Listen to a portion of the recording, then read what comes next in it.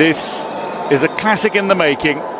Arrivé comme un messie, aujourd'hui considéré comme un Judas, Patrice Motsepe, président de la Confédération africaine de football, a récemment supprimé le CHAN dans l'agenda sportif africain. L'homme de 63 ans était perçu comme celui qui devait faire du football africain un géant respecté, mais hélas, l'ADN du football continental est sacrifié. Parmi les décisions controversées du patron de la CAF, il y a le passage de la Coupe d'Afrique des Nations de 2 à 4 ans et la création de la Ligue des Nations africaines dès 2027. Plusieurs observateurs l'analysent comme une trahison historique. S'ils doivent supprimer le CHAN, ils devraient impérativement mettre une compétition majeure pour pouvoir évaluer les enfants, les joueurs. Parce que là, vous voyez, le CHAN, c'est une compétition majeure, c'est une petite CAN.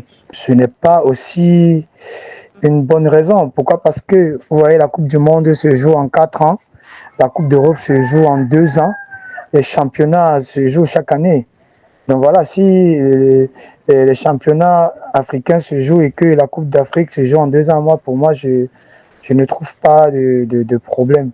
En alignant le calendrier africain sur les intérêts de la FIFA et des grands clubs européens, l'homme d'affaires sud-africain semble avoir tronqué la souveraineté du continent contre une reconnaissance diplomatique globale. Une question brûle au bout de toutes les lèvres. Le docteur Patrice Motsepe est véritablement le patron de la CAF ou le préfet de Gianni Infantino en Afrique? Pour rappel, le natif de Soweto a été réélu pour un second mandat le 12 mars 2025 à la tête de la CAF lors du 14e Assemblée générale extraordinaire au Caire. Champions for a third time.